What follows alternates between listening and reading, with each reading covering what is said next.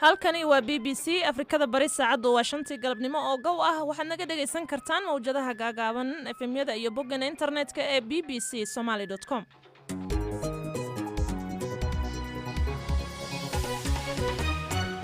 kulanti wacan oo wanaagsan dhageystayaal waa galabnimo isniin ah 11 bisha May ee sanadka 2020 barnaamijkuna waa barnaamijkii dunida iyo maanta qodobada aad ku maqli doontaan waxa kamid ah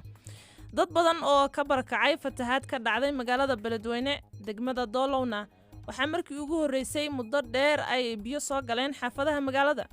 beeraha dhibaatadu gaartay waa ilaa 500 beerood weeye saaka ilaa xala beeraha u geystay ilaa 6,000 oo qoys baa qaxday biyuhu ay soo gaareen hadda waxa nagu cusub waxa weeye saameyn wuxuu ku yeeshay ama dhibaato u geystay xaafadihii degmada wasiir ka tirsan Puntland oo sheegay inuu astaamaha cudurka COVID-19 isku arkay mar uu ka qayb galay gurmadkii qardho maamulka caafimaadka ee Beled Xaawo oo ka cabanaya waa habacsanaan ku aadan baaritaanada dadka looga shakiyay fayraska corona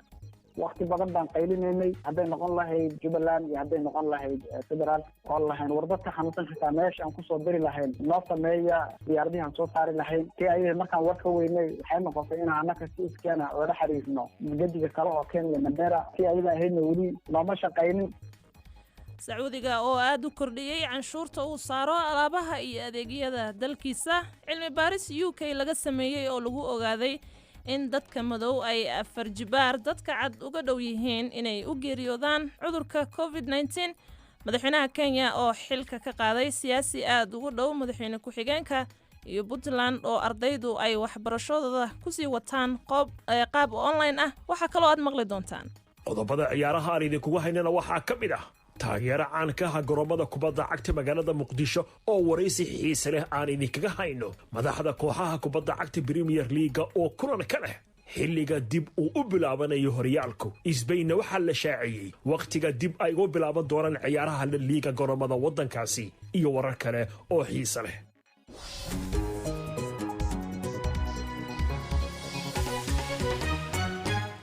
qodobadaas iyo kuwa kale oo faahfaahsan ayaad ku dhageysan doontaan barnaamijkan ay wadajirka u soo saareen Maxamed Cabdiraxmaan Sheekh iyo Cabdiqaadir Yuusuf Cali marka hore waxaan ku bilaabaynaa wararka caalamka ee BBC-da Bushra Nuur oo gurigeeda joogta ay inoo haysa Bushra mahadsanid Kowthar qaybo ka mid ah Yurub oo waxa la qafiifinayaa xayiraadihii la xiriiray coronavirus wadamaduna waxay qaadayaan talaabooyin si ay caadi ugu soo celiyaan nolosha dalka Faransiiska qaar ka mid ah dukaamada iyo inta badan dugsiyada hoose dhexe ayaa dib loo furay balse dad badan ayaa weli guryaha ku sugan kana fogaanaya gaadiidka dadweynaha maqaayadaha shineemooyinka iyo tiyaatarada ayaa sii xirnaan doona dalka Spain hadda kala bar bulshada waxay awoodaan inay ku socdaalaan gobolada dhexdooda ayna ilaa 10 qof meel ku kulmi karaan balse taa looma ogola magaalooyinka waaweyn sida Barcelona iyo Madrid wadamada kale ee xayiraadaha qafiifinaya waxaa ka mid ah Netherlands, Switzerland iyo Ukraine waxaa jira falcelin kala duwan oo ka dhalatay in la qafiifiyo xanibaada Britain ee uu shaaciyay ra'iisul wasaaraha dalkaasi Boris Johnson maalintii Axadda hogaamiyaha xisbiga mucaaradka ayaa sheegay inay jirtay madmadow ku jiray hadalka ra'iisul wasaaraha ee ahaa in dadka ay ku laabtaan shaqooyinka iyagoonan isticmaalaynin gaadiidka dadweynaha maamulada kale ee Scotland, Wales iyo Northern Ireland ayaa dhankooda sheegay in ay xilli hore noqonayso in isbeddelkaas lala qabsado xogayaha arrimaha dibadda ee Britain Dominic Raab ayaa BBC-da u sheegay inay dib ka soo sheegi doonaan faahfaahin dheeraad ah oo arrimahaas ku saabsan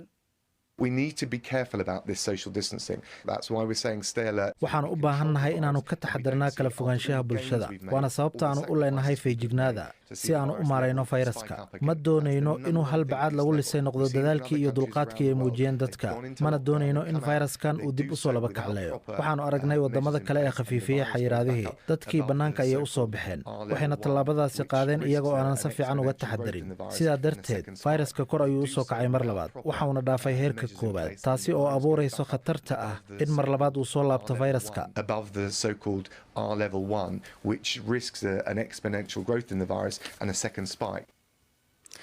mid ka mid ah saraakiisha caafimaadka ee ugu sarreeya Iiraan ayaa ka digay in dalkiisa lagu soo rogi doono xayiraad adag haddii la raaci waayo tallaabooyinka lagu xakameynayo xanuunka COVID-19. wasiir ku-xigeenka wasaaradda caafimaadka Alireza Raisi ayaa ka walaacsan tirada dadka cusub ee uu soo ridanayo cudurka koonfur galbeed ee dalkaasi halkaasoo xayiraadihii saarnaa ee laga khafiifiyey dib loogu soo celiyey Iiraan ayaa dalka u kala qaybisay qaybo dhowr ah iyadoo goobaha qaar ee cudurka uu ku faafay weli ay xayiraadu saaran tahay halka goobaha uu cudurka ku yaryahayna u ogolaatay inay dib u furaan dukaamada iyo masaajidda hay-adda sirdoonka ee Afghanistan ayaa sheegtay inay xireen hogaamiyihii kooxda iskugu yeerta dowladda islaamka iyo ciidamadiisii oo ururka u qaabilsanaa bariga iyo koonfurta Aasiya Ziyaa-ul Xaq oo loo yaqaano Sheekh Cumar Khomrasani xilli ay ciidamada ay ka sameynayeen howlgal magaalada Kaabul kooxaha ka dagaalama Afghanistan waxa ugu weyn Taliban balse IS waxay caasimadda Kaabul ka fulisaa weeraro ismiidaamin ah ugu dambeynna dowladdii uu hogaaminayay ra'iisul wasaaraha la go'doomiyey ee Lesotho Thomas Thapeni ayaa burburtay afhayeenka baarlamaanka ayaa sheegay in Mr Thapeni ay tahay in xafiiska uu baneeyo 22 bishan aynu ku jirno balse waxaa kale oo jira warar kale oo sheegaya in laga yaabo in uu maanta iskaga tago xafiiska xisbigiisa ayaa shaaciyay in wasiirka maaliyadda ee dalkaasi uu hogaamin doono dowlad cusub oo ka koobnaan doonta isbahaysi 4 dhinac ah Mr Thapeni oo 80 sano jir ah ayaa dhawaanahanba wajahayay culays ku aadan dilka xaaskiisii hore oo lagu eedeeyay inay dileen isaga iyo xaaska ay hadda wada joogaan warkii dunida waa naga intaas ka watar waa tahay aad bay u mahadsan tahay Bushra Nuur Maxamed ayay ahayd oo inala socodsiinaysay wararka caalamka ee BBC-da iyadoo markaa gurigeeda ku sugan halka aad ka dhageysanaysaana waa BBC galab wanaagsan mar kale dhageystayaal ku bilaabnay webiga Shabeelle ayaa ku fatahay magaalada Beledweyne waxaana dadkaasi ku barakacay qoysas badan maalmihii la soo dhaafay waxaa socday dadaal ay maamulka iyo ganacsatada magaalada ugu jireen in biyaha webiga la xakameeyo isla markaana ay fatahaad khasaare dhalisay ka geysan magaalada haddaba wararkii ugu dambeeyay ee Beledweyne waxaa Muqdisho kala socday wariyaha BBC-da waa Ibrahim Maxamed Aadan oo hadda qadka toos ugu jira Ibrahim maxaa u dambeeyay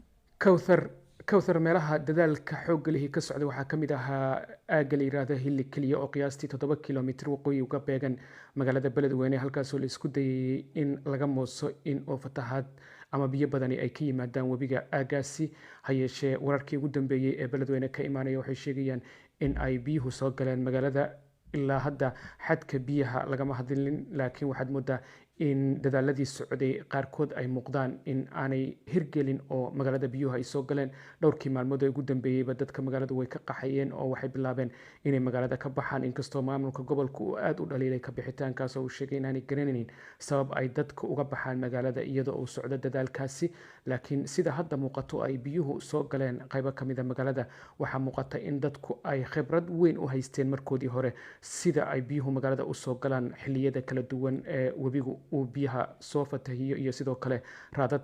roobabka xoogga leh daadadka kasoo rogmada ee magaalada soo gala dabcan hadda waa bilow biyaha magaalada soo galay laakiin waxa ay dadku markii horeba bilaabeen inay magaalada isaga baxaan intooda badan marka ma la ogyahay xajmiga fatahaadda ilaa hadda xajmiga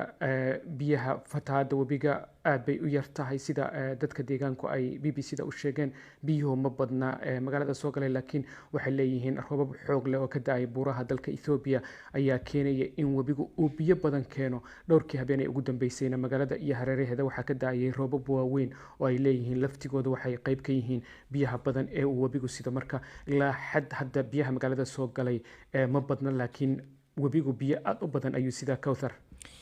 ibraahim oo intaadan ka bixin 6 bilood ka hor ayay ahayd markii fatahaado khasaare badan geystay ay ka dhaceen isla magaaladaasi. marka fatahaadan ma ahan miya mid laga hortegi karo?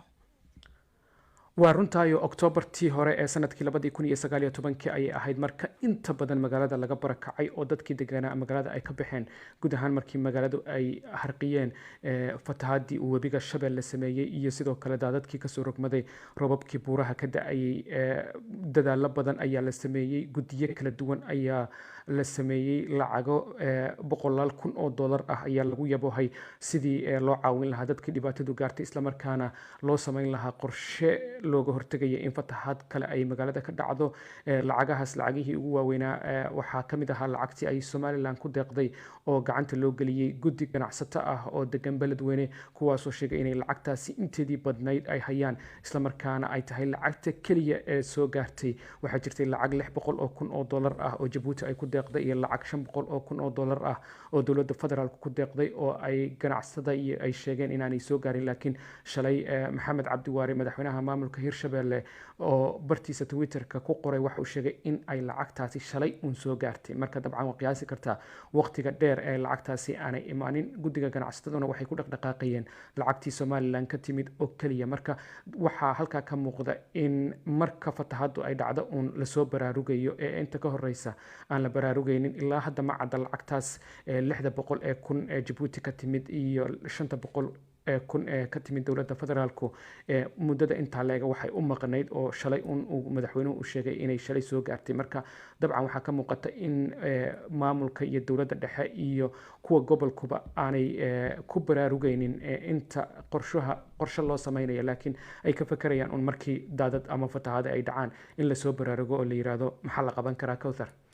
waa tahay aad baad u mahadsan tahay. wariyaha b b c da ee magaalada muqdisho Ibraahim Maxamed Aadan ayuu ahaa oo inala socodsiinayay wararkii ugu dambeeyey ee daadadka beledweyne. isla wararkaasi daadadka aynu ku guda jirnaa ee fatahaada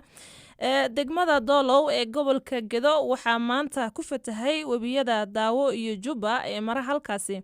waxaana sida uu maamulka degmada sheegay ku barakacay in ka badan 6,000 oo qoys, halka uu daadka qaaday in ka badan 500 oo beerood. cali faarax mire waa gudoomiyaha Doolow, khadka telefoonka ayuu iigu waramay. waxaa dhacday fatahaad ay sameeyeen labada webiba ee webiga Daawo ee maraha degmada Doolow iyo midka Juba ee asagana kaga darmada Daawo meel aan u dheerayn degmada oo adigu u jirto 1 kilomitir. fatahaadda ugu badan ee hadda saameyntiisa waxay ka bilaabatay dhinaca Beled Xaawo, meel ay Malkaariyay ka soo bilaabataa ee hoosta degmada Beled Xaawo. marka wax khasaare ah oo ka dhashay ma jiraan fatahaadaasi? khasaare ballaaran baa ka dhashay. taqriiban hadda intaan ognahay tuulooyinka iyo beeraha hoos yimaado degmada Doolow, beeraha dhibaatadu gaartay ama dalagii uu baaba'shay ama doorada waa ilaa 500 oo beerood weeye. saaka ilaa xala khasaaraha uu geystay ilaa 6,000 oo qoys baa qaxday, biyuhu ay soo gaareen oo dhammaan ay ku jiraan tuulooyinka degmada hoos yimaada. intaas ayaan hadda anagu ognahay. wax hadda xadidanna ma ahan oo wax sii socon kara anytime weeyo aan dhihi karno wuu istaagay iyo wuu laabtay midna ma dhihi karna. hore ma u dhici jirtay in webiyadu fatahaan? webigu fatihi jiray, laakiin wuxuu ku ekaan jiray beeraha deegaanka iyo dadku ma barakaci jirin. laakiin hadda waxa nagu cusub waxa weeye saameyn wuxuu ku yeeshay ama uu dhibaato u geystay xaafadihii degmada. gudoomiye, maalmahanba waxaa socday digniin oo ah in webiyada Soomaaliya ay fatihi karaan. maxaad marka dadka ugu sii digi weydeen? wixii kugu cusub baa weji hor la leeyihiin. digniinta waa bixinay 2 isbuuc ka hor ayay ahayd markii aan digniinta bixinay, laakiin sida caadiga ah ee webiyaashan fatahaadooda waxay saameyn jireen beeraha ma saameyn jirin dadka iyo deegaanada ay ku nool yihiin. midda ayada mid nagu cusub wey. marka dadka ay saameynta ka soo gaartay fatahaadani maxaad u qabateen ilaa hadda? annagu waa gurmanay saaka ka maamul ahaan iyo shacabkii iyo qaybaha kala duwan ee bulshada waa gurmanaynay dadkan kasoo saaraynay goobihii ay deganaayeen ay biyuhu waxyeeleeyeen walow aysan noo diyaarsanayn meelo aan hadda geyno dadka oo aan deegaan ahaan ugu talagalnay aysan jirin ayadoo bil ramadaanna lagu jiro dadka waa gurmanay waa meesha waa kasoo saarnay xaafado kale oo magaalada ayaan geynay culays tiro badanna waa iska jiraayo dee ayadoo weliba la yiri bulshada aysan isu imaano dadku ha kala dheeraadeen ayaa haddana caqabadaas ayaa taagan marka haddiiba meeshu biyo ay yimaadeen wixii kaloo dhan waa la iska hilmaamay waxaa weeye nin walbo qofka kale walaalkiisa ha garab qabto ninkii hal sariira keligii ku seexan jiray in lagula seexdo ayaa ay noqotay hawshu waana garab taagannahay ka maamul ahaan wax kastana waxaan leenahay ti ilaahay baa ka weyn waa inaan ku samarno wey wixii na soo gaaray dhibaata hagaakaasina waxa uu ahaa cali faarax mire gudoomiyaha doolow oo ii waramayey halka aad ka dhageysanaysaan weli waa b b c waxaad ka heli kartaa wararkii ugu dambeeyey ee Soomaaliya iyo caalamka oo dhan maalin walba. wasiirka ganacsiga Puntland Cabdulaahi Cabdi Xirsi oo uu ku dhacay cudurka COVID-19 ayaa sheegay inaanu hubin halka uu ka qaaday balse isaga iyo wasiir kale oo laga helay ay dhawaan booqdeen magaalada Qardho ee fatahaadu ku dhufatay. wasiir Cabdulaahi ayaa sheegay in hadda ay xaaladiisu wanaagsan tahay isla markaana uu ku karantiilan yahay gurigiisa. wasiirka ayaa igu waramay khadka telefoonka ee magaalada Garowe. waxaan dareemay maalintii arbacada hadda la soo dhaafay bishii 6 ahayd indha xanuun baan dareemay taa la socodsiinaya cudurka waddanka ku jira maalinka qof baa soo dhacay marka maadaama indha xanuunka uusan ahayn calaamada ugu waaweyn oo la dareemayay haddana shaki ay galay oo dadka uu weydiinayay maalintii labaad sidoo kale ahayd laakiin adigu maalintii saddexaad baan waxaan dareemay cunno xanuun iyo xoogaa calaamadihiisa jirka iyo xanuunka iyo xaalahaas aan dareemayo saas ku bilowda astaamahaad isku aragtay ka soko qaabkeebaad isleedahay uu kugu dhacay aniga runtii maalmihii koowaad saasaan maaragtay dareemay maalmihii dambe oo aan ogaaday ama aadka aan uga shakiyey in jiradani ay soo gashay waa markii aan dareemay cunno xanuunka iyo qandhada iyo wareer siyaada ah oo aad madaxa dhulka aan dhigi waayay markii aan dalbaday baaritaan caafimaad oo laga qaadayna way xaqiijiyeen in COVID-19 ugu dhacay marka lagu xaqiijiyey in cudurka uu kugu dhacay maxaad samaysay waxa kale aan sameeyay waxay ahayd in aniga isolation isku sameeyo quarantine isku sameeyo gurigeyga aan dhaafinin dadka xaafada joogana aan u sheegay inaan iska shakisanahay waxaa ku xigay kabacdina inaan laamihii caafimaadka aan la xiriiro oo ay ii soo diraan tiim marka tiimkaasna waxay iga qaadeen testiga intaas waxaa soo baxayay warar sheegaya in wasiir kale isna uu cudurka ku dhacay marka ma isku meel baad joogteen isku meel baan joognay isku shaqaan haynay waxaan ahayn wasiiradii u gurmaday daadadkii fatahaadii ka dhacay Qardho sidii cudurku noo asiibay ma garan karno markii hore dee moogtahay waxaa dhici karta qofku in carrier muddo ah baa dhici karta annagu aan wadanay oo markaas ugu dilaacay inuu meesha aan ka qaadnay meesha nooga yimid ma garan karno laakiin wasiirka kaleeto waa wada soconay waa wada shaqaynaynay kulankayagu wuu badnaa isagaa markii horeeto qandho iyo xanuun qabtay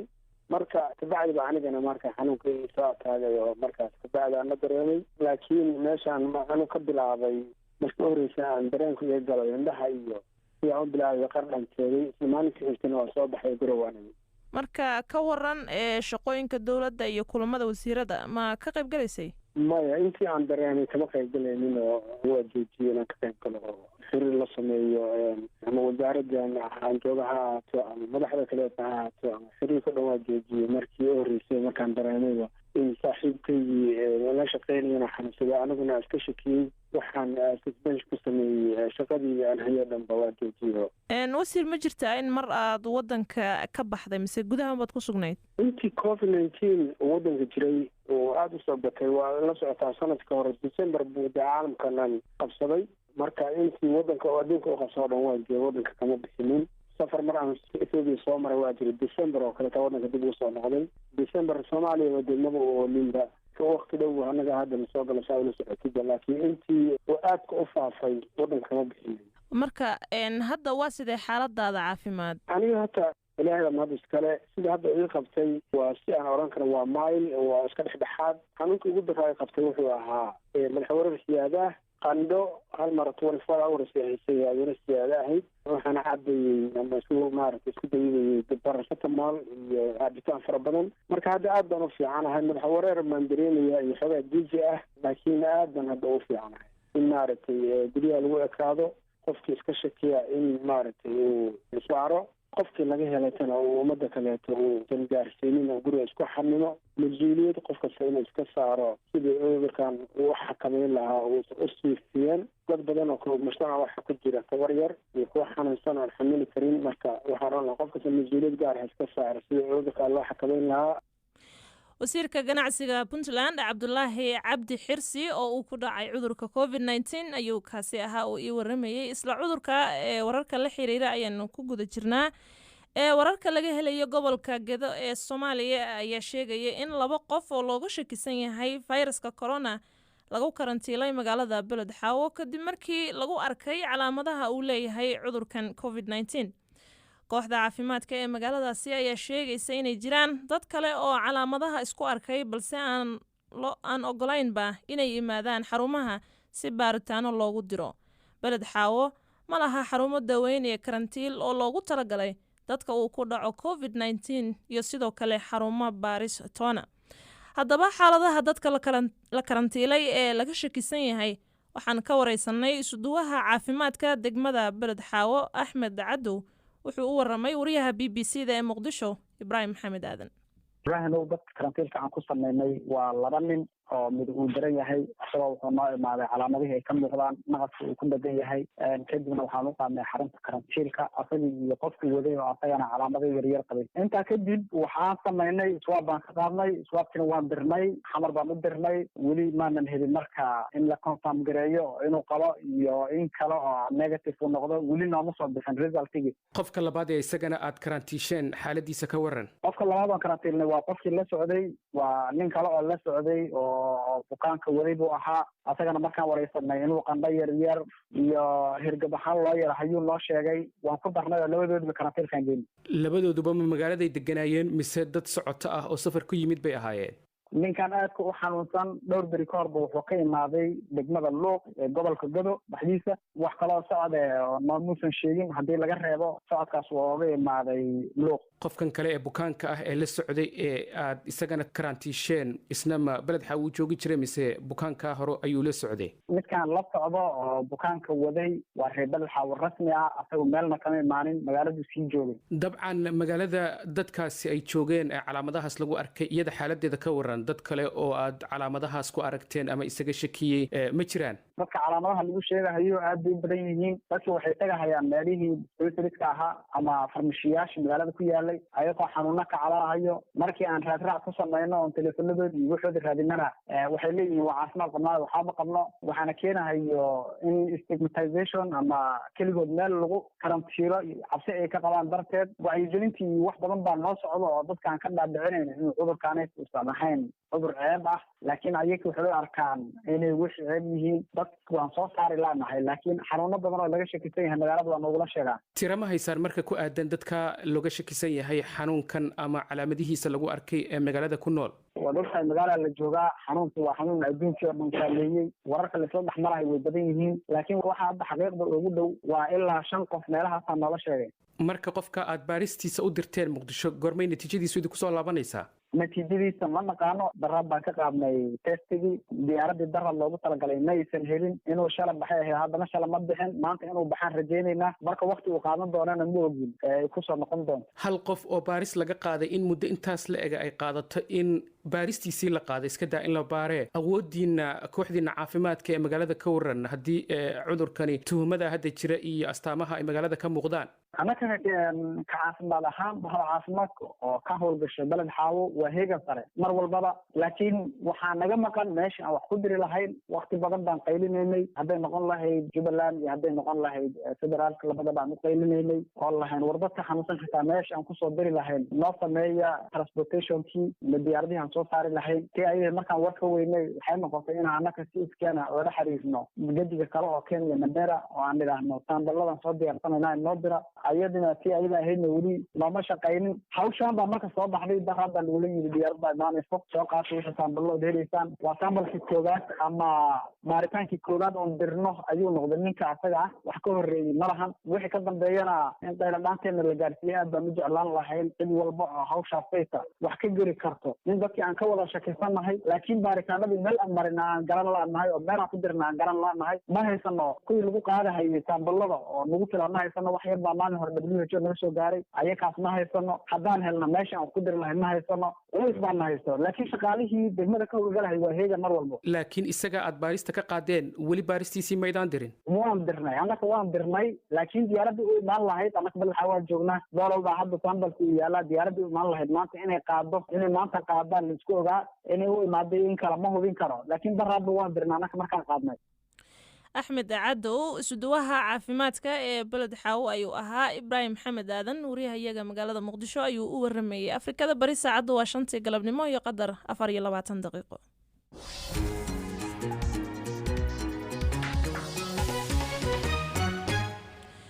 sacuudi carabiya ayaa shaacisay inay 3 laab kordhin doonto canshuurta ay saarto alaabta iyo adeegyada dalkeeda xilli uu dhaqaalaha waddankaasi la degay fayraska corona boqortooyada ayaa 2 sano ka hor dhaqangelisay canshuurtaasi iyadoo xilligaasi doonaysay inay kaga maaranto ku tiirsanaanta weyn ee shidaalka cayriinka ah ay u iibgeyso caalamka wariyaha BBC-da ee ganacsiga bariga dhexe Samiir Hashmi ayaa warbixintan ka soo diray Dubai Cabdiqaadir Yuusuf Cali ayaa soo jeedinaya laga bilaabo bisha Julaay sanadkan ayaa waxaa canshuurta dalkaasi sare loo qaadi doonaa 15% halka markii hore ay ka ahayd 5%. boqortooyada ayaa sidoo kale bisha dambe meesha ka saari doonto qarshaadka dheeriga ah ee la siiyo shaqaalaha dowladda wasiirka maaliyadda ee Sacuudi Carabiya ayaa sheegay in tallaabooyinkaasi xanuunka badan ay yihiin kuwa lagama maarmaan ah oo lagu ilaalinayo dhaqaale xumida ay horseedeen dhibaatooyinka xanuunkan dunida halakeeyay ee coronavirus Sacuudiga oo ah dalka saliidda ugu badan dunida oo dhan laga dhoofiyo ayaa dareemaya in dakhligiisii uu hoos u dhac ku yimi sababo la xiriira hoos u dhaca qiimaha shidaalka ee caalamka tallaabooyinkan la soo rogay ayaa imanaya kadib markii boqortooyada ay ku dhawaaqday in miisaaniyadda ay hoos u dhacday $9 bilyan oo dollar Cabdiqaadir Yuusuf Cali aad buu u mahadsan yahay markana madaxweynaha Kenya Uhuru Kenyatta ayaa maanta xilka ka qaaday gudoomiyaha aqlabiyadda xisbiga talada haya ee golaha Senatka Kipchumba Murkomen kaas oo lagu tiriyo siyaasiyiinta aadka ugu dhow madaxweyne ku-xigeenka ee William Ruto talaabadan ayaa dadka qaar ay ku tilmaameen mid si cad banaanka u soo dhigtay khilaafka ka dhaxeeya labada nin ee ugu awooda badan dalkan Kenya Senator Abdullahi Ibrahim Kabreta oo laga soo doortay Wajeer ayaa ka mid ahaa senatarada ka qayb galay kulankaasi maanta xilka looga qaaday Murkomen qadka telefoonka ayuu igu waramay waxaa dhibkan keenay xisbiga dhexdiisa baarlamaanka especially xagga sanadka iyo madaxweynihii waddanka kala hor imaaday marka madaxweynaha wuxuu codsaday uu yeeri xisbigii senatayaalkii laga soo doortay Jubilee iyo Kanu iyo mid independent anagoo dhan ba shariya noola soo diray message qaar telefoona loo diray marka meesha la iskuga tagay wuxuu soo jeeday wuxuu yiri waa kan xisbigii nus ma la imaanin dadkii waxaana aan loo imaanin dibka ka jir waad ogtiin sanadka marka waxaan codsanaa uu yiri waxaan rabaa in bedelo madaxda sanadka xagga oo xisbiga si markuu soo jeediyo waqti waa laga qaatay marka shaandheedka meesha ka socday taas ay xidmaan marka aan eegno hogaamiyaha aqlabiyadda ee Murkomen waxa lagu tirin jiray ragga aad ugu dhadhow ee madaxweyne ku-xigeenka marka tan soo la isma dhihi karo waa mid weerar cad ku ah madaxweyne ku-xigeenka beriyahan bas waddankan sheekada waa kala socotay ee Jubilee laba xisbi ahaan ay ahayd muddaba hadda oo magacyaada loo bixiyay group la yiraahdo Elweke oo madaxweynaha la jiray iyo group Tanga loo bixiyay oo madaxweyne ku-xigeenka la jiray marka sheekadan muddo ay socotay in la isku soo celiyaa la isku dayay waa noqon waayay marka hadda sideen u arki hayno waa lis furis shirka waxaa shir guddoomiyey madaxweynaha dalka in saxadaasi uu ka maqnaa madaxweyne ku-xigeenka soo ma muujinayso dagaalka u dhexeeya labadooda waa caddeed maanta maadaama gambarkiisa uu yaalay laakiin asaga muu imaanin marka inay xiiso jirto waa iska caddeed dadka kenyana waa ka warqabaa nin walbana waa ogyaysaan tallaabadan ma la isdhihi karaa waa mid horseed u ah doorashada guud ee la filayo inay dalka ka dhacdo sanadka 2020 taa ilaaha ogtay ku dhaci doonto laakiin sideen u arki hayno ani ahaan u arkayo waxaan u arkayaa labadii din hadda inay kala tageen siyaasa xaalkeeda lama oga in la soo noqdo waa laga yaabaa laakiin hadda uma eg marka hadda tallaabada xigta maxay tahay tallaabada xigta waxa weeye magacyihii maanta waa la gudbinaa waxaa loo gudbinaa speakerka sanadka berrina magacyihii meesha laga sheegi doonaa sidii hadda u dhacday unay u socon doontaa ayaka hadda sideen arki hayo inay maxkamad aadaan iyo meeshii aadi doonaaba ayagaa jirtaa laakiin xagga madaxweynaha iyo tiimkiisa waa kasoo dhammaatay marka hogaamiyaashan cusub ee senatarada oo hadda lagu bedelay kuwii hore maxaa lagu xushay sanadka ninka hadda meesha oo markuuma lagu bedelay waa region waa iska jirtaa badi laakiin hadda midka meesha la siiyey waa nin oo kusoo galay xisbiga kanu oo Gideon Moi oo la yidhaha Samuel Bugisho oo West Pokot ka imaaday marka wuxuu ka imaaday regionkii ninkii hore oo murkumen meesha ninkii haystay gabadha ku-xigeenka waa Relisiolo Faduma iyadu meeshada lama daarin waa loo daayay marka gabar kala haysatay wibka Nakuru ka imaatay iyadii waxaa lagu bedelay nin ka imaaday Muranga oo ayagana cidood kuye marka nafaasaa soo baxay oo ninkaas mar hore haystay oo ku-xigeen oo dadka aruurista marka anagana marka gabar wajeer ka imaatay oo nominated Farxi Cali la yiraahdo marka afartaas maanta la soo saaray senator Cabdullaahi Ibrahim Kabreta ayuu kaasi ahaa oo laga soo doortay wajeer Afrikada bari saacadu haatan waxay tilmaamaysaa 5:00 xiliyadan oo kalena waxaad inoogu barateen qodobada warkii dunida waxa inoo haysa Bushro Nuur qaybo ka mid ah Yurub waxaa la qafiifinayaa xayiraadihii la xiriiray coronavirus wadamaduna waxay qaadanayaan talaabooyin si ay caadi ugu soo celiyaan nolosha dalka Faransiiska qaar ka mid ah dukaamada iyo inta badan dugsiyada hoose dhexe ayaa dib loo furay balse dad badan ayaa weli guryaha ku sugan kana fogaanaya gaadiidka dadweynaha maqaayadaha shineemooyinka iyo tiyaatarada ayaa sii xirnaan doona dalka Spain hadda kala bar bulshada waxay awoodaan inay ku socdaalaan gobolada dhexdooda ayna ilaa 10 qof meel ku kulmi karaan waxaa jira falcelin kala duwan oo ka dhalatay in la qafiifiyo xanibaada Britain ee uu shaaciyay ra'iisul wasaaraha dalkaasi Boris Johnson maalintii Axadii hogaamiyaha xisbiga mucaaradka ayaa sheegay inay jirto madmadow ku jiray hadalka ra'iisul wasaaraha ee dadka ugu boorinayay inay ku laabtaan shaqooyinka iyagoonan isticmaalin gaadiidka dadweynaha maamulada kale ee Scotland, Wales iyo Northern Ireland ayaa dhankooda sheegay in ay xilli hore noqonayso in isbedelkaasi la qabsado mid ka mid ah saraakiisha caafimaadka ee ugu sareeya Iran ayaa ka digay in dalkaasi lagu soo rogi doono xayiraad adag haddii la raaci waayo talaabooyinka lagu xakameynayo xanuunka COVID-19 wasiir ku-xigeenka wasaaradda caafimaadka Al-Raisi ayaa ka walaacsan tirada dadka cusub ee uu soo ridanayo cudurka koonfurta galbeed ee dalkaasi halkaas oo xayiraadihii saarnaa ee laga qafiifiyay dib loogu soo celiyay Iran ayaa dalka u kala qaybisay qaybo dhowr ah iyadoo goobaha qaar ee cudurka uu ku faafay weli ay xayiraadu saaran tahay halka goobaha uu cudurka ku yaryahayna u ogolaatay in dib ay u furaan dukaamada iyo masaajidda hay'adda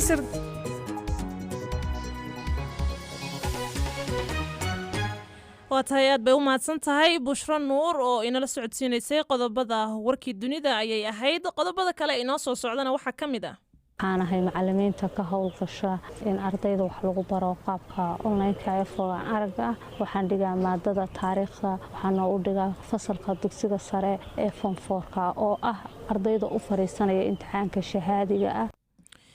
waa qodob la xiriira Puntland oo ardaydu ay waxbarashadooda ku sii wataan qaab online ah balse markan cilmi baaris cusub oo dalka UK laga sameeyay ayaa lagu ogaaday in ragga iyo haweenka madow ay 4 jibaar uga dhow yihiin inay u geeriyoodaan cudurka COVID-19 marka loo barbar dhigo dhigooda cadaanka ah darasaadda oo uu sameeyey xafiiska qaran ee tirakoobka UK ee loo soo gaabiyo ONS ayaa waxaa lagu sheegay sinaan la-aanta bulsho ee jirta iyadoo la tixgelinaya da'da goobta dadka ay ku nool yihiin iyo saboolnimada ka hor caafimaadkooda. darasaadaasi waxaa warbixintan ka diyaariyey wariyaha BBC-da ee London Mawlid Xaaji Cabdi. xog ururinta ayaa waxaa sidoo kale lagu sheegay in dadka iyaguna ka soo jeeda bulshooyinka Hindida, Bangladesh iyo Pakistan ay sidoo kale khatar weyn ugu jiraan dhimashada cudurka. haddaba arrintani maxaa lagu macnayn karaa? ma dhibaatooyin caafimaad oo dadkani bulshooyinka kala dheer yihiinba mise waa xaalado kale oo habnololeedka la xiriira? su-aashaas ayaynu weydiinay Dr. Samiira Xasan oo ah dhakhtar degan magaalada Leicester ee dalkani UK. waa runtii wax naxdin leh. berihii hore horta waa la arki jiray inay had iyo jeer dadka madow iyo dadka ethnic minority-ga ka geeri badan yihiin oo ka dhimasho badan yihiin caddaanka. waxyaabaha sababta ka mid ah waxa weeyaan inuu dadka had iyo jeer dadka madow iyo dadka ethnic minority-ga ay degan yihiin xaafadaha ugu saboolsan mujtamaca, inay had iyo jeer ay ku jiraan guryo yaryar oo cidhiidhi ah ee qofkii waayeelkii iyo qof dadkii dhaleen iyo dadkii sii dhaleen ee meel ku wada jiraan oo cudurka sidaa lagu kala qaadi karo. warbixintii maalintii dhaweed soo baxday markii xataa lasu eegay oo mustawihii isku mid laga dhigay dadka madow iyo dadka ethnic minority-ga iyo qolyaha caddaanka la mid ah, waxaa meel dhigay qofka da'diisii, xanuunadiisii, waxbarashadiisii iyo meeshuu degan yihiin. mar maadaama ay waxaasoo dhan isu kala eegeen qofka mustawihiisa, waxaa laisleeyahay haddeer waxyaabo kale baa koosgareynaya oo biological ah oo jirka qofka ku jirta. dadka qaar waxay ka fakarayaan taloma DNA-dooda ku xiran tahay, dadka qaarna waxay ka fakarayaan waxyaabo kale oo ay ka mid tahay vitamin D yaraantiisa inay keenayso xanuunkaas inuu kugu sii xumaado. waxaa la ogaaday dadka sidai u kala jidh madow yihiin bay had iyo jeer u kala vitamin D yar yihiin. dadka vitamin D-goodana ku yar tahayna horaa loo ogaa had iyo jeer duraygu iyo fluugu iyo cudurada xagga laabta horey ugu dhacdaa. marka waxaa laga fakarayaa armay dhici karta in COVID-19 qofku kusii xumaan karo maadaama uu vitamin D-giisa yaryahay. haddeer baaritaankaasa lagu jiraa oo cilmi baaris baa loo sameynaya, wax la hubo maaha. England iyo Wales oo ka mid ah 4 qaybood ee dalkani uu ka kooban yahay, dadka madow waxay bulsho ahaan ka yihiin 3%, laakiin dadka cudurka COVID-19 u dhintay waxay ka yihiin 6%. sideese u arkaan ururada bulshada rayidka ee matala dadkaasi? waa kan Baasi Busuuri oo ah qoraa arrimaha bulshada, xubinna ka ah ururka qurbajoogta Soomaaliyeed ee GSD. sababaha ugu waaweyn oo faqriga ka sokow dhaliyay arrinkan waxaa ka mid ah waa dadka ugu badan oo frontline ka shaqeynaya, ha ahaato guryaha lagu xanaaneeya dadka duqowda ah. dad badan oo ka shaqeeya ajaanib oo Soomaali u badan yihiin ayaa jiro. isbitaalada frontline-ka ayagaa ka shaqeynayay, marka waa ku yihiin inay cudurkii qaadaan. laakiin waxaa muhiim ah kaliya in wax laga qabto arrinkan oo aan loo adeegsan in dowladda ay ku weeciso eedihii loo soo jeediyey. maxaa yeelay dowladda conservative sida ay usoo kortay dhaqaalo badan ay ka dhimeen adeegyada bulshada, taasoo u faa'iideyn jirtay mujtamaca aqaliyadda ah oo tabarta daran. marka laga soo tago dooda iyo hadalhaynta ku aadan dhimashada dadka laga tirada badan yahay ee cudurka COVID-19, haddana waxaa jira doodo kale oo iyaguna kuwaasi ku hor imaanaya oo leh dadkaasi tirooyinkii caafimaadka sida kala dheeraashaha bulshada iyo tilmaamihii wacyigelinta si wanaagsan uma aanay qaadan. inkastoo Busuuri uu qabo in fariimuhu ay ka soo dib dhaceen xilligii ugu muhiimsanaa ayna dhab tahay helitaan la'aanta xogaha caafimaadka. runtii dhinaca wacyigelinta markaa fiiriso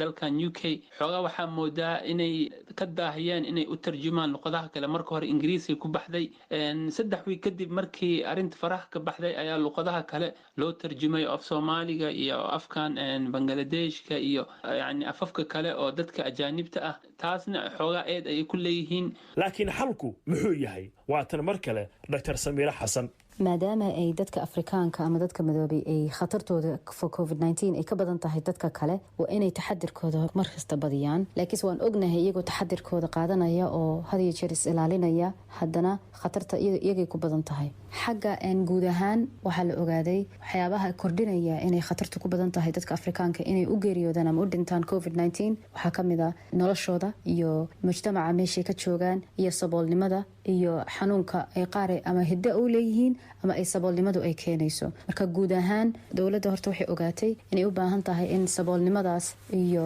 nolol xumada ay dadka qaar ku jiraan in wax laga qabto mujtamac ahaan xagga dowladda. codkaasina waxaa u dambeeyey warbixintii ee Mawlid Xaaji Cabdi uu London ka soo diray. markana hay-ad maxalli ah iyo wasaaradda waxbarashada ee Puntland ayaa iska kaashada sidii ardayda qaab online ah ay ugu sii wadan lahaayeen waxbarashadooda hakad ka gashay cudurka covid-19 awgii. macallimiin qaarkood oo mutadawiciin ah ayaa muuqaalada casharada u duuba ardayda kuwaasi oo ka faa'iidaysta sida uu warbixintan ku eegayo wariyahayaga Ibraahim Xamuud Jaamac. xarunta hay'adda BDRC ee Puntland waa goob lagu diyaariyo casharada ay ardaydu Puntland ka qaadan doonaan habka online-ka.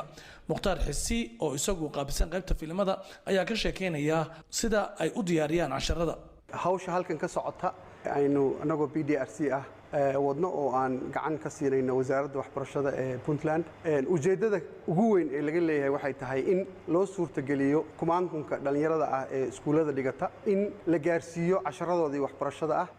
iyadoo ay u suuroobi weydii inay iskuulada aadaan mushkiladda la xiriirta COVID-19 darteed. annagu hawshan waxaan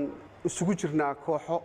ka socda wasaaradda waxbarashada oo gacan naga siiya keenista macallimiinta oo wata syllabuska iyo casharadii loogu talagalay isla markaana ilaaliya jadwalka macallimiintu ay ku bixinayaan casharada iyo anagoo BDRC ah oo qaybta qaabilsan farsamada isku dubaridka macallimiinta in casharadii si live ah looga qabto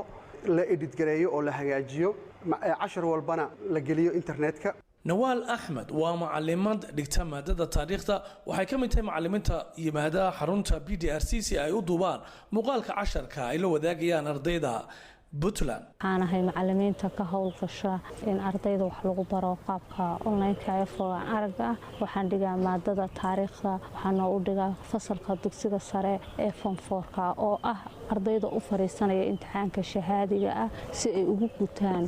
waajibaadkoodii ahayd inay u gudbaan jaamacadaha iyo kuleejyada. covid ku bilowday maadaama horay macallin u soo ahaa ayaan waxaan bilaabay inaan si mutadawacnimo ah aan ardaydii ugu sameeyo inaan facebooka dhigo inaan u baahanahay ardayda form 4 maadada taariikhda inaan baro kadib WhatsApp group baan u sameeyay. WhatsApp-kaas waxaan ugu soo wadaagaa linkiga Zoom-ka ii soo galaan casharada sidoo kale video baan ugu duubaa oo way ka duwan yahay sida tan oo kale oo maqal iyo muuqaal ma laha laakiin wuxuu leeyahay maqalkii iyo casharkii oo contensiyada ayaan ku sameeyaa. walahi horta farq weyn baa u dhaxeeya waayo markii hore ardaygu xilliga uu macalinku sharaxaada wado wuxuu keeni karaa hadduusan si wax u fahmin oo uu fahankiisu meel uu ku yaraado inuu gacanta taago dhaho macallin su'aal baan halkaa ka qabaa. iminka marka waxay noqotay ardaygii casharkii waa lagu sii deynayaa. marka waxa meesha marakan ka maqan isdhexgalkii macallinka iyo ardaygu ay kala isweydiin jireen su'aalaha iyo jawaabaha. su'aal anoo kale hadda su'aalaan diraa cid u saxda iyo meel lagu saxay ma jirto waa waxyaabaha uu nagu keenay COVID-19. Yusuf Saciid waxa uu ka mid yahay ardayda iyagoo casharada ka qaata muuqaalbahayaasha TV-yada waxa uu ka hadlayaa dareenkiisa la duwanaanshaha xisadaha guriga lagu qaato iyo kuwii iskuulka lagu qaadan jiray. waxaan dhigtaa Gambol Secondary School waxaan ka mid ahay ardayda uu saameynta ku yeeshay xanuunkan dunida ku bahay ee COVID-19 laakiin waxaan aad ugu mahadcelinayaa wasaaradda waxbarashada iyo TV-yada oo chance noo siiyay in aan waxbarashadeena sii wadano oo ay halkeeda ka soo socoto. dhabtii waxaan u bartay subaxdii oo kale inaan yulifoonkayga xirto aan saaxiibada hore isu aado iskuulka sii raaco markaan isdiyaariyo oo aan yulifoonkay xirto buugti qaato waan xasuustaa in ay wax kasta xiran yihiin oo wax kasta ay isbedeleen markaas ayaan dib haddana aan buugta u dhigtaa aan u fariistaa TV-ga u dartaa insha Allah waxaan rajeynayaa in laga bixi doono oo wax kasta caadi kusoo noqon doonaan sidooda kusoo noqon doonaan baan insha Allah ilaahay ka rajeynaynaa. codkaasina waxa uu dambeeyay warbixintii Ibraahim Xamuud Jaamac. markana Sahra Caydiid iyo Soomaali kale oo degan wadanka Jarmalka ayaa intay isku yimaadeen waxay go'aansadeen inay gacan siiyaan qaar ka mid ah qoysaska danyarta ah ee gudaha Soomaaliya ee uu saameeyay cudurka COVID-19.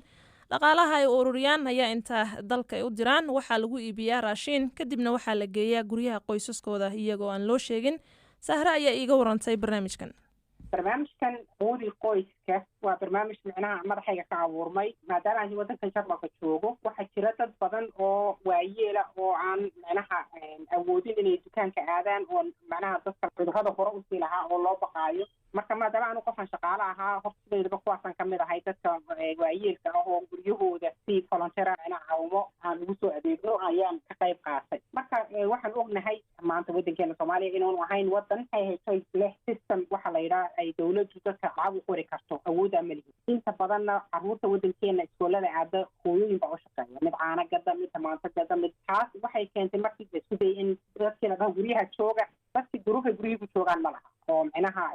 noloshoodina ku raadsadaan guryihiina ku joogaan laakiin cuntadii daruuriga ahayd guriga loo dhigi karo maxaad raashinka ugu doorbideen in qoysaskaasi aad siisaan lacagta sadaqada lacagta sadaqada waxaan ugu doorbidnay markii aan isla fiirinay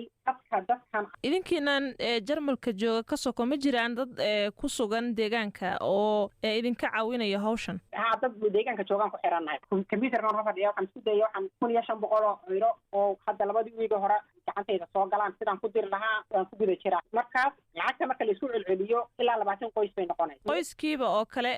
maxaa la siiyaa qoyskii hadduu yar yahay 5 ilaa 7 u dhexeeya waa $75 baa ayaan ugu talagalnay wax la dhaho rufuc baa jira marka aniga wadanka waan la socdaa 12 kiilo iyo sonkor 12 kiilo bariis daqiiq ah pasta sonkor waa isku celcelinaysaa marka midda meesha ka saaraysa kanag kamira 1 kiilo oo shaaha iyo caagada la dhaho shanleyda oo saliida intaas weeya ba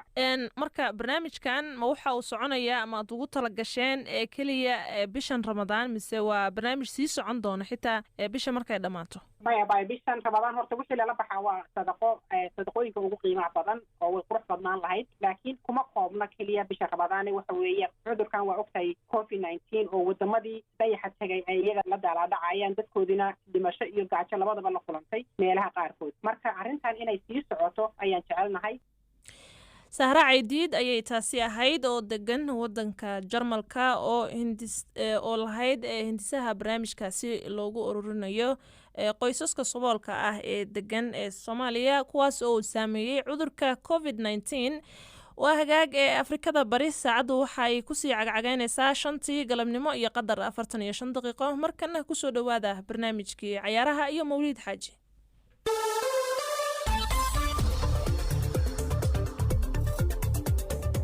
kulanti wacan oo wanaagsan niyad sami iyo kala gacayl ugu soo dhawaada